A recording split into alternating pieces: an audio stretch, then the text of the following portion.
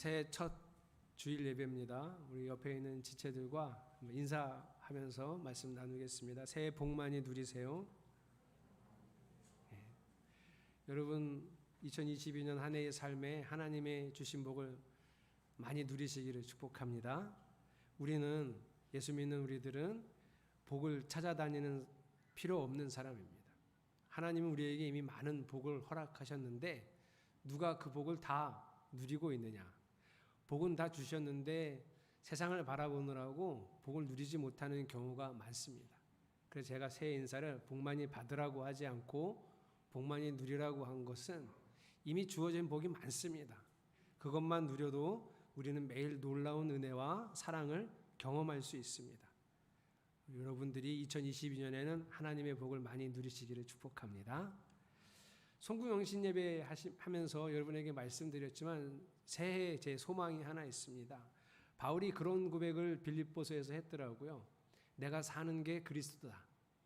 제 이 말씀이 어렴풋이 제 머리로는 이해가 되는데 아주 일상에서 내가 사는 게 그리스도다 이렇게 확언할 수 있을 만큼 많이 체득되고 체험된 말씀이 아닙니다. 그래서 저는 2022년에는 내가 사는 것이 그리스도다 이 말씀을 있는 그대로 다 삶에서 체험 또 체득하기를 바라는 것이 제 소망입니다. 여러분도 2022년에는 말씀을 경험하는 아주 아름다운 복을, 능력의 복을 더 많이 경험하시기를 축복합니다. 그런데 오늘 본문은 복을 누리는 이야기가 아니고 거꾸로 복을 걷어차는 이야기입니다. 야곱이 하나님이 주신 복을 확 걷어찼는데요. 이것이 어떻게 시작되었는지를 오늘 살펴보겠습니다. 오늘 본문은 아니지만 지난주 본문이었던 1절을 다시 한번 보겠습니다. 1절은 같이 읽어보겠습니다. 시작. 하나님이 야곱에게 말씀하셨다. 어서 베델로 올라가 거기에서 살아라. 내가 너의 형 에서 앞에서 피해 도망칠 때 너에게 나타난 그 하나님께 제단을 쌓아서 바쳐라. 하나님은 야곱에게 베델에 올라가가 명령의 끝이 아니라 거기서 살아라. 이게 명령이에요. 왜 베델에서 살라고 하셨냐면 하나님이 내려서 임재하신 곳이 베델이기 때문이에요. 그래서 하나님의 복을 누리는 법을 오늘 하나 배우시는 거예요. 하나님의 복을 우리가 잘 누리려면 어떻게 해야 되냐면 하나님이 계신데 거기 살아야 돼요. 이것이 하나님의 복을 누리는 좋은 방법인데요. 이게 신약 시대에 와서는 조금 다릅니다.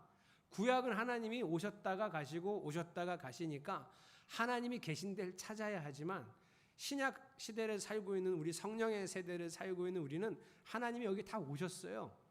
그러니 이 말을 바꿔야 됩니다. 우리에 맞게 바꾸면 이렇게 바꿀 수 있어요.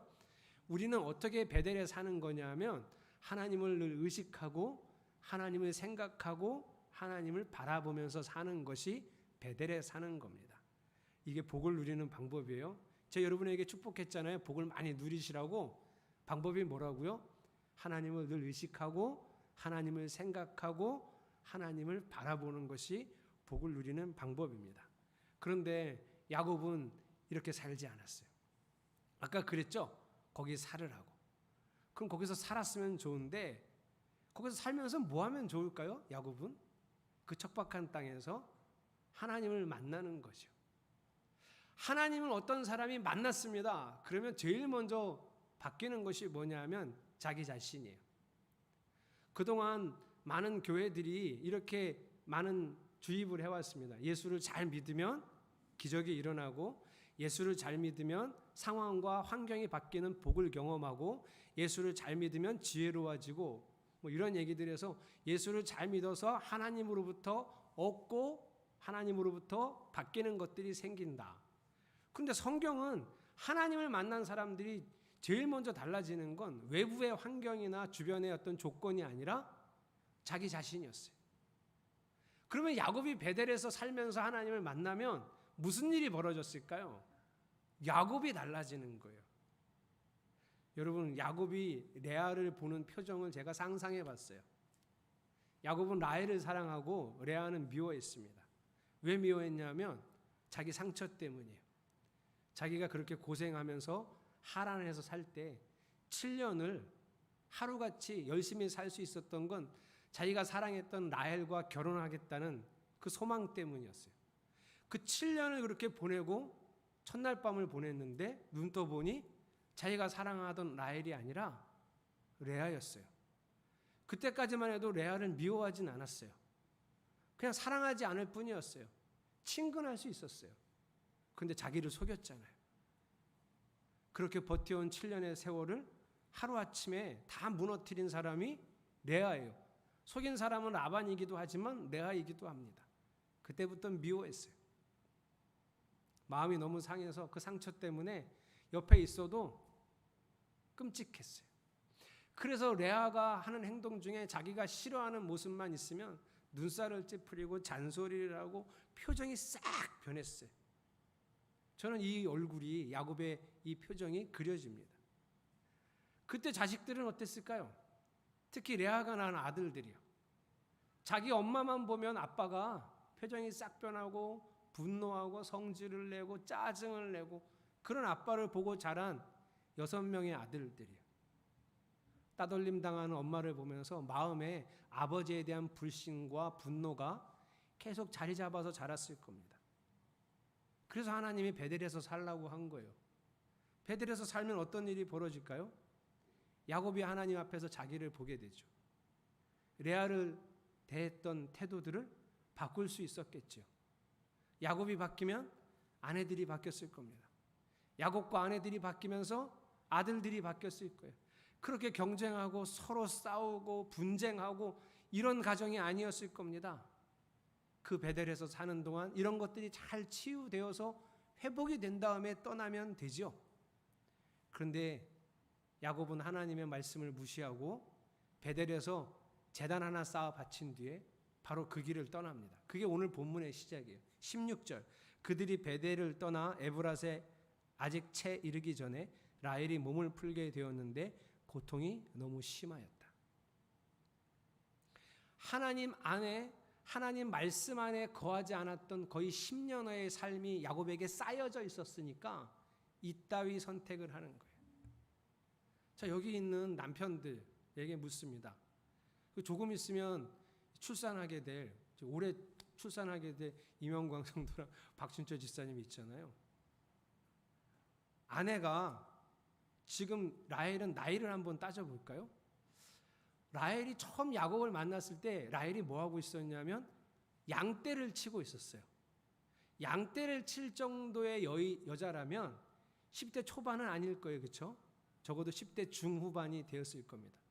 그때 처음 야곱을 만났고요. 그로부터 7년이 지나서 야곱과 결혼했어요. 그 야곱과 결혼했던 시점은 약 20대 초반, 20대 중반 이렇게 되겠죠. 13년을 그렇게 살았습니다. 하란에서. 13년을 살았으니까 거기다 10을 더해보면 30대 중후반 됐겠죠. 그리고 가나안 땅으로 와서 숫곳과 세겜에서 거의 한 10여 년을 보냈으니까 아무리 적게 잡아도 지금 라헬은 40대 후반이에요. 노산이죠. 아내가 노산이고요. 출산이 임박했습니다. 그런데 왜 이 야곱은 베델을 떠났을까요? 이상하지 않습니까? 자, 우리 박준현 집사님하고 이명광 성도는 이 상황이 되면 베델에 있을래요? 일단 떠날래요? 이상한 남편들이는 왜 대답을 못하지 이걸? 베델을 떠나시면 안 돼요. 얼마 있다가 떠나면 좋을까요? 베델에서 아이를 낳고 몸조리할 기간을 두면 한 1년은 더 지내다가 떠나면 적당하지 않을까요? 그런데 야곱은 떠나버렸어요. 왜 이따위 선택을 했을까요? 그는 그런 선택을 하도록 살아왔던 사람일 뿐이에요. 아니 이게 무슨 어려운 문제인가요? 베델에 사는 게? 아니 아내가 해산하고 몸조리할 때까지 기다리는 게 어려운 건가요? 이걸 모르나? 베델에는 이미 장막도 다 쳐두었을 거고 거기다가 출산하고 몸조리하고 떠나도 늦지 않을 텐데 오늘 본문에 나오는 이 아까 나왔던 에브랏 그 길은 베델에서 채 6시간도 안 걸리는 데입니다. 제 생각에 라헬이 야곱과 함께 베델을 떠날 때 이미 라헬은 진통을 하고 있었을 거예요. 아니 아내가 진통을 하는데 그 아내를 데리고 길을 떠난다는 게 그 시대에 이게 마땅한 선택이 아니잖아요. 물론 뭐 저도 어리석은 짓을 하긴 했습니다. 우리 승현이를 낳을 때 자다가 일어나서 새벽기도 가려고 일어났더니 저희 아내가 그러더라고요. 어제 저녁부터 진통을 시작했대요. 얘기를 하지. 지금 어때? 지금도 한 5분 간격으로 진통이 있대요. 그럼 기다려, 내가 새벽기도 하고 올게. 그리고 새벽기도를 하러 갔거든요. 나중에 아기 낳고 그러더라고요. 어떻게 그걸 기다리라 그러고 새벽기도를 가냐고. 그때 안 나올 줄 알았지. 아무것도 몰랐어요. 저도 그랬지만 야곱은 너무했습니다. 제가 둘째 낳을 때도 그랬습니다. 그날이 처음 담임 목사가 되고 그 교회에서 처음 금요일 심야 기도하는 날이었어요. 근데 그날도 초저녁부터 진통을 했다는데 저한테 얘기를 안 했어요. 얘기를 해야 돼요, 여자분들. 얘기를 안 했어요. 그래서 저는 기도회를 했죠.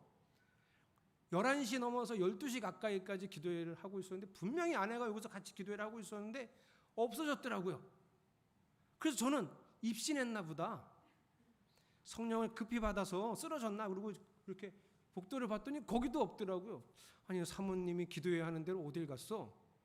이상하게 생각하고 그냥 기도를 하고 성도들 다 가고도 혼자 강대상에서 기도하고 있는데 권사님이 제 등짝을 얼마나 세게 때리는지 목사님 하면서 쫙 하고 때리더라고요.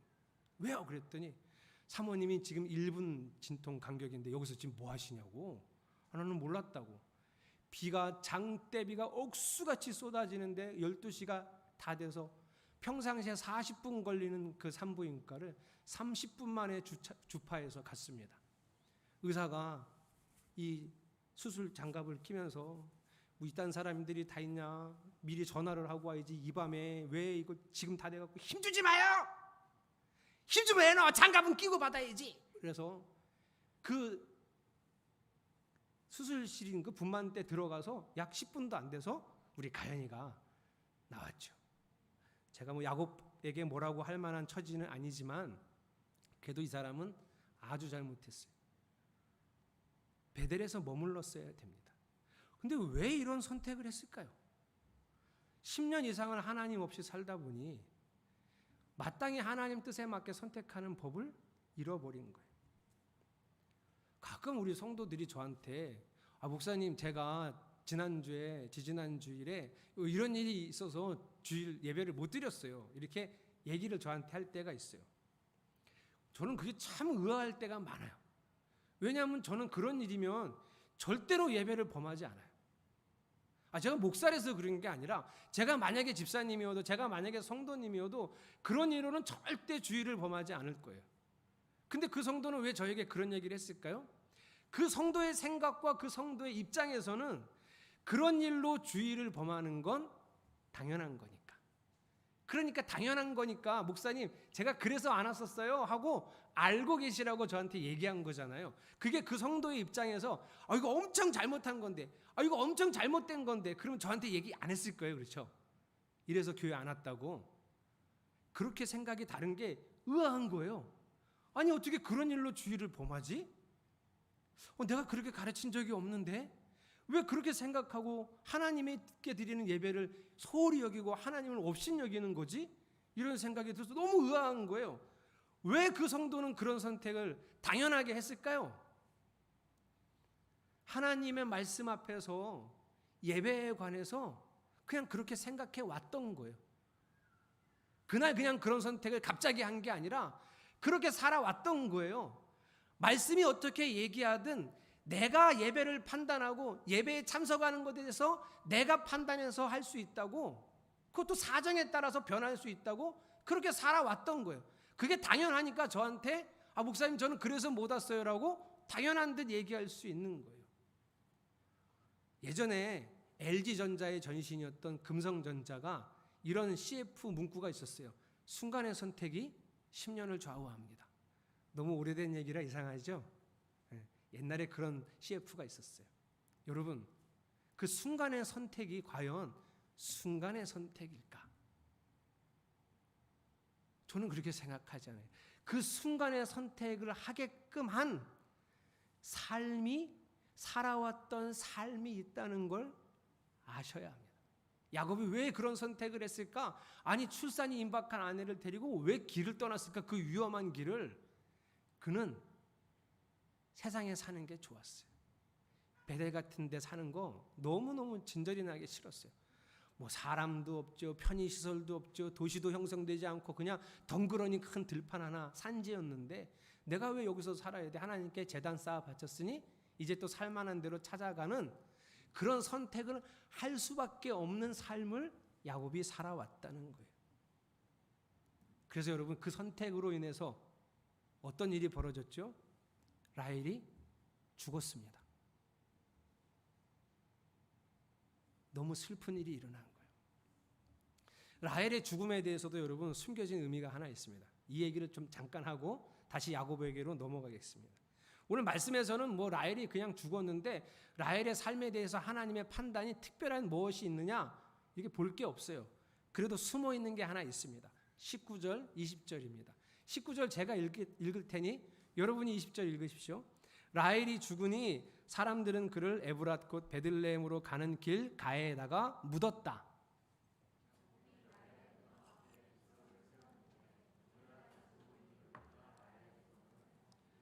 예, 오늘 이 내용을 보니까 본문의 내용은 그냥 뻔하죠. 라헬이 죽었고 야곱이 베들레헴 근처에 그 길가에다 묻었고 그래서 거기다가 비석을 세워서 자기 부인의 묘지라고 표시를 했다. 이런 내용 같지만 이게 숨겨진 의도가 뭐가 있냐면 라헬은 그래서 거기 묻히지 못했다는 걸 정확하게 표현하고 있는 거예요.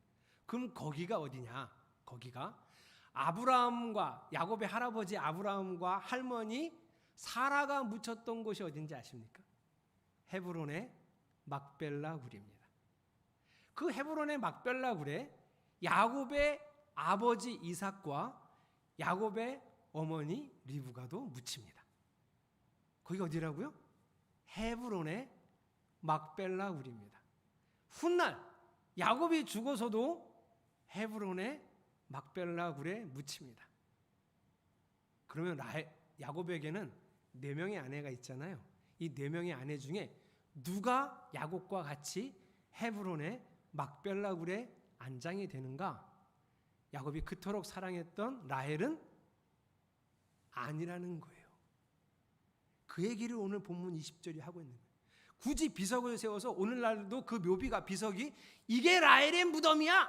이게 라헬의 무덤이야. 라고 가르치고 있다고 하는 건 라헬은 여기 묻혔지 헤브론의 막벨라 굴에는 들어가지 못했다는 걸 얘기하는 거예요. 왜? 야곱이 그토록 사랑했던 라헬이 아니라 야곱이 미워했던 레아가 막벨라 굴에 안장이 될까요? 하나님이 라헬의 삶을 그렇게 판단하셨기 때문에.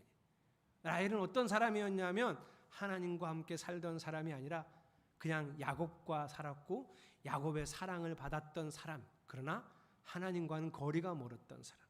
그가 고향 하란을 떠나올 때 그녀가 훔친 게 뭔지 기억나시죠? 가정 수호신 우상이었던 드라빔을 훔쳐옵니다. 그녀가 아이를 낳지 못할 때 했던 행동들 보셨죠? 왜 나는 애를 못 낳아? 나도 애기 낳고 싶어. 당신 나한테 어떻게 한 거야? 나 애 낳게 해줘. 나 못 낳으면 나 죽어버릴 거야. 이 성질을 그대로 분노했던 라헬의 모습이에요. 사랑과 배려의 가정을 만들지 못하고 오히려 분쟁하게 하고 분열하게 했던 장본인이에요.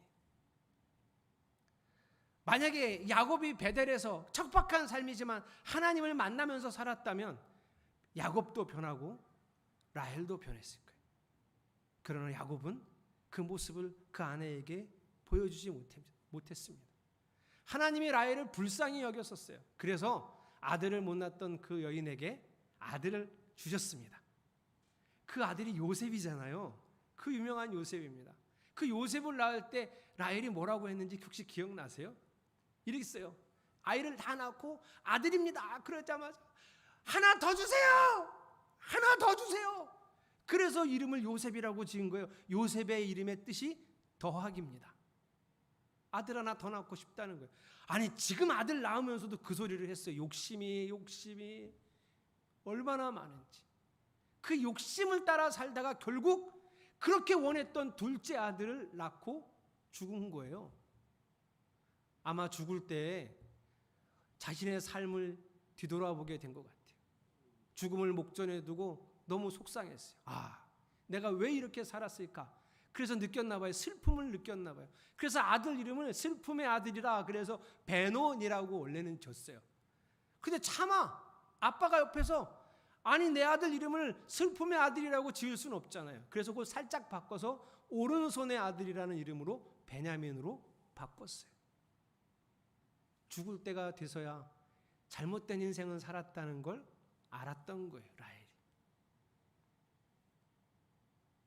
라헬의 인생에 일정 부분 야곱의 책임이 있다고 저는 말하고 싶습니다. 사랑하는 성도 여러분, 어떻게 해야 복을 누릴 수 있다고요? 어떻게 해야 복을 받는다고요? 하나님의 뜻대로 살면. 지금 어떻게 결정해야 될까? 어떤 선택을 해야 될까? 그 순간의 선택이 아닙니다. 우리가 어떤 삶을 살아왔느냐에 따라서 선택이 달라지는 거예요.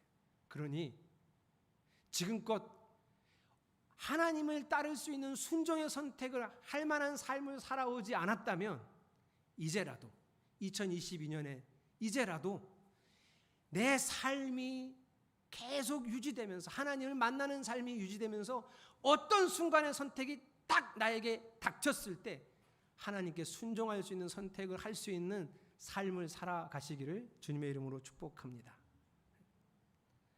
베델에 살아야 된다고 말씀하셨던 하나님의 말씀을 지키지 않고 베델을 떠났던 야곱에게 두 번째 비극이 또 찾아옵니다. 21절, 22절. 이스라엘이 다시 길을 떠나서 에델 망대 건너편에 자리를 잡고 장막을 쳤다. 22절에 비극이 일어나요. 이스라엘이 바로 그 지역에 머물 때 르우벤이 아버지의 첩 비라를 범하였는데 이스라엘에게 이 소식이 들어갔다. 자기 큰아들이 자기 아내죠. 첩이라고 하는데 아내를 범했다는 거예요. 큰아들이. 이건 무슨 콩가루 집안이죠. 무슨 이런 일이 있을 수 있나. 이걸 그냥 단순히 르우벤이 그냥 갑자기 충동적으로 자기의 작은 엄마를 범했다. 이렇게 생각하시면 더 이상한 집안이지만 정말 과연 르우벤이 충동적으로 한 짓일까요? 오늘 본문에서 르우벤이 빌하를 범한 사건이 라헬의 죽음 직후라는 것에서 우리는 좀 생각해 봐야 됩니다. 평생 우리 엄마는 미움만 받고 살았어요. 아빠한테. 한 번도 사랑스러운 눈길을 받은 적이 없어요. 우리 아빠한테. 그리고 아빠의 사랑은 맨날 그 작은 엄마 라헬에게만 흘러가고 있었어요. 그런데 좋아할 일은 아니었지만 슬픈 비극이었지만 작은 엄마가 돌아가셨어요. 아마 큰아들 르우벤은 이제 아버지의 사랑이 우리 엄마에게도 흘러오겠구나. 그런 기대를 했겠죠. 여러분이 르우벤이 어떤 아이였냐면 그냥 성경의 이야기를 보고 제가 계산을 해봤을 땐 약 7살, 8살쯤 될 때인데요. 7살, 8살 아이가 뭘 안다고 밖에 들에 나가서 성경에는 자귀나무라고 되어 있는데 맨드레이크입니다. 그 맨드레이크를 뿌리채 뽑아다가 엄마에게 갖다 줍니다. 그 맨드레이크가 그 당시에 어떤 효능이 있다고 알려졌냐면 불임인 여자들에게 임신할 수 있는 효능이 있고 또 최음제 성분이 있다고 성적인 쾌락을 위해서 사용되던 약초입니다. 그거를 7살, 8살 난 아이가 들에 나갔다가 어른들도 구하기 어려운 건데 당시에 그거를 뽑아다가 엄마를 갖다 줬어요. 엄마를. 왜 갖다 줬을까요? 여러분 7살, 8살 애가 그걸 왜 엄마한테 갖다 줬을까요? 그렇게 구하기 어려운 걸. 아빠랑 잘 지내보라고. 아니 그 어린아이가 그걸 어떻게 알았을까요? 7살, 8살 르우벤이. 우리 엄마도 아빠랑 잘 지냈으면 좋겠다는 생각에 그걸 엄마를 갖다 준 거예요. 그만큼 그 아이의 마음속에는 엄청난 상처가 자리 잡고 있었던 거예요. 왜 우리 아빠는 우리 엄마를 저렇게 미워할까? 우리 엄마는 왜 저렇게 미움만 받으면서도 여기 붙어 살고 있을까? 그 마음의 상처가 너무 아려서 그 7살, 8살짜리가 그거를 뽑아다가 엄마를 갖다 줬다니까요. 그 아이가 장성해서 이제는 우리 아버지가 우리 어머니를 사랑하시겠지 하고 기대했는데 그 사랑이 어디로 흘러갔냐 하면 라헬의 몸종이었던 빌하에게로 다시 흘러가는 거예요. 분노하고 폭발했던 르우벤이 사건을 저질렀어요. 그런데 야곱은 다 알고 듣고도 아무런 조치도 취하지 않습니다. 어떤 일도 하지 않아요. 여전히 비겁하고 책임지려는 모습이 전혀 없습니다. 여러분, 가정이 이렇게 한순간에 다시 무너져 가는 거예요.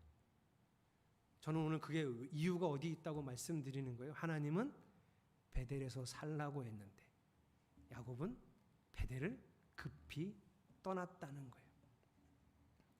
오늘 이렇게 권면하고 싶습니다, 여러분.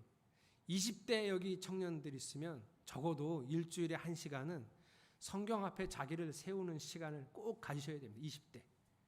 30대는 2시간. 40대는 일주일에 3시간. 50대는 4시간이 아니라 5시간. 왜 갑자기 뛰냐면 50대부터 고집이 더 세요. 60대는 6시간. 제가 이런 얘기 왜 할까요? 이제는 저도 누가 아무도 간섭하지 않습니다.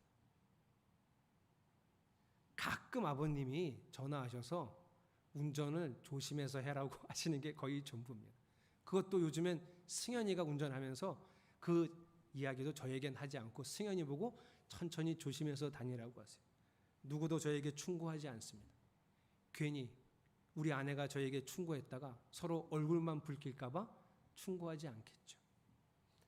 이쯤 되니까 누가 이래라 저래라 하는 거 별로 좋지 않습니다. 그러면 어떤 어른이 될까요? 제가 한 10년 지나면, 이 상태로 10년이 되면 저 어떤 어른이 될까요? 어떤 60대가 될까요? 고집 세고 내가 말하는 것만 옳고 내가 옳다고 여기는 것만 그게 정이고 진리고, 그러니 내가 맞다고 생각하는 대로 살아가는 고집 센 사람이 될 거죠. 그래서 50대에는 한 5시간은 하나님 앞에 저를 세워놔야 됩니다. 그렇지 않다가는 반복되는 실수와 잘못 가운데 제가 살아가게 될 겁니다. 야곱이 머물러야 했던 자리, 그 베델이 바로 그런 것이에요. 척박하지만, 힘들지만, 때로는 귀찮지만 하나님 말씀 앞에, 하나님 앞에 자신을 세워서 자신을 바꿀 수 있는 곳이 베델입니다. 도대체 여기서 뭐라고, 어떻게 살라고, 하나님 여기서 살라고 하시는 거예요?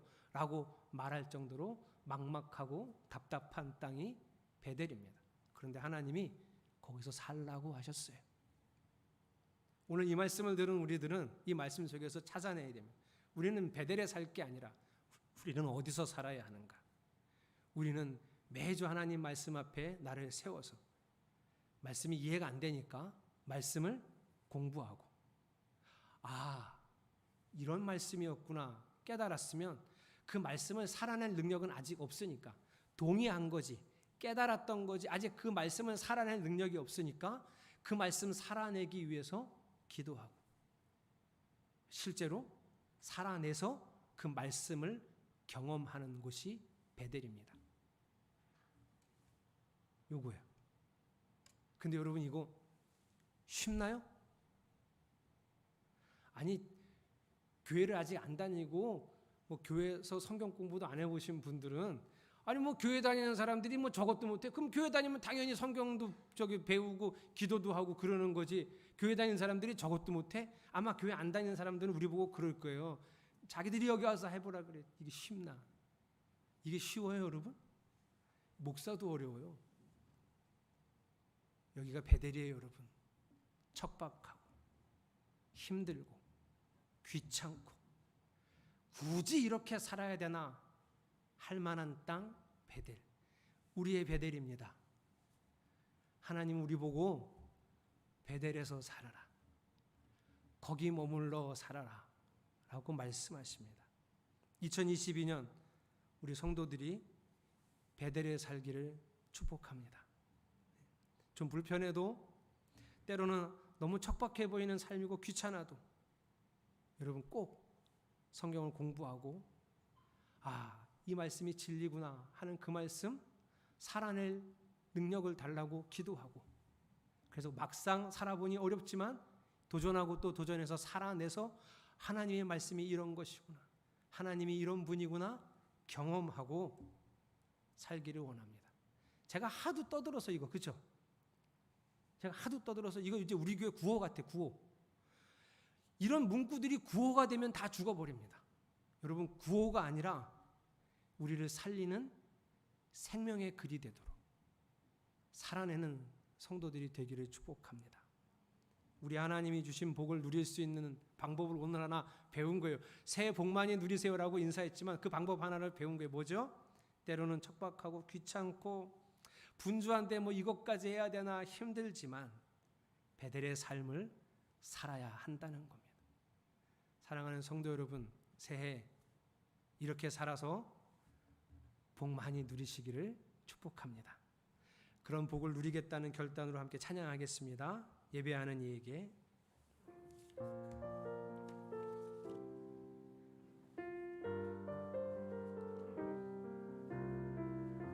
주님만이 나를 아시네. 주님만이 나를 아시네. 내 모든 삶 주가 만지시네.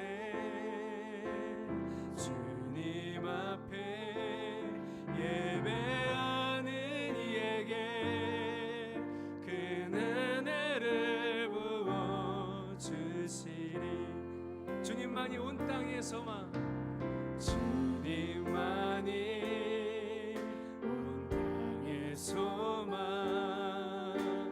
내 삶 속에 유일한 자랑이라.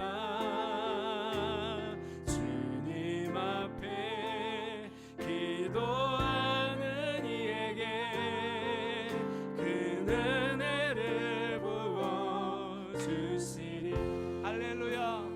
만왕의 왕, 만왕의 왕, 나를 기르시는 목자요. 내 모든 삶 주가 다스리시니 주님 뜻을 따르길 원하네. 따르길 원하네. 오주 한 분. 주님, 우리도 베델에 살겠습니다. 만왕의 왕, 만왕의 왕, 나를 기르시는 목자요. 내 모든 삶 주가 다스리시니 주님 뜻을 따르길 원하네. 오주 한 분만 봐. 우리 다시 결심하면서 찬양합시다. 만왕의 왕, 만왕의 왕, 나를 기르시는 내 모든 삶, 내 모든 삶 주가 다스리시니 주님 뜻을 따르길 원하네. 오주 한 분만 바라네. 주님만이 나를 아시네. 내 모든 삶 주가 만지시네. 주님 앞에 예배하는 이에게 그 은혜를 부어주시. 주님만이 나를 아시네. 주님만이 나를 아시네. 내 모든 삶 주가 만지시네. 주님 앞에 예배하는 이에게 그 은혜를 부어주시리. 여러분, 어떤 선택을 하는 삶을 살아오셨습니까? 어떤 순간에도 나는 하나님의 뜻대로 선택한다 이렇게 자부할 수 있는 삶을 살아오셨는지요? 우리 2022년에는 하나님 앞에서 늘 하나님 앞에서 살아가서 어떤 순간의 선택에도 여전히 그 뜻을 따를 수 있는 선택을 하기를 원합니다. 그 베델에 살겠습니다 하는 마음으로 통성으로 기도하겠습니다. 기도합시다. 하나님, 베델에 살겠습니다. 베델에 살면서 나를 하나님 앞에서 돌아보겠습니다. 베델에 살면서 우리의 가정을 회복하겠습니다. 앞으로만 나아가려고 하고 무엇인가 성취하려고만 하지 말고 하나님 앞에 가만히 서서 하나님 앞에 가만히 서서 그 베델의 삶을 이루어 가보겠습니다. 그래서 하나님이 이미 우리에게 주신 복을 많이 누리는 한 해가 되기를 소망합니다. 우리 성도들의 분주한 삶에서도 척박하고 때로는 막막하고 답답한 그 베델에 살게 하소서. 그 베델에서 하나님을 만나게 하소서. 우리의 인생의 모든 일상의 삶에서 하나님을 만나는 이 베델의 삶이 이루어지기를 오늘도 소망합니다. 기도하겠습니다. 말씀을 공부하면서 그 길로 나아가겠습니다. 살아내서 하나님을 경험하는 베델을 살아보겠습니다.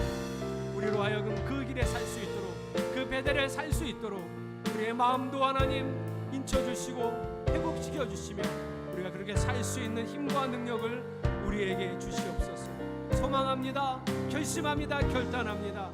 그렇게 살 수 있는 힘과 능, 주의 역사하심을 우리에게 보이시옵소서.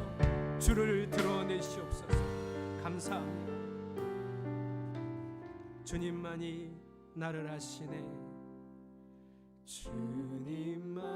주님만이 나를 아시네. 내 모든 삶, 내 모든 주가 만지시네. 주가 만지시네. 주님 앞에 예배하는 이에게 주님 앞에 예배하는 큰 은혜를 부어주시리. 큰 은혜를 부어주시리. 하나님, 2022년 베델을 살아낼 우리 성도들 위해 하나님의 복을 더 많이 쌓으소서. 이들이 그 복을 다 누릴 수 있도록 지켜주시옵소서. 어떤 순간에도 하나님을 떠나지 않아서 아주 짧은 선택의 순간에도 주의 뜻을 선택하고 순종할 수 있는 참으로 복된 성도들이 되게 하여 주시옵소서. 예수님의 이름으로 기도드렸습니다.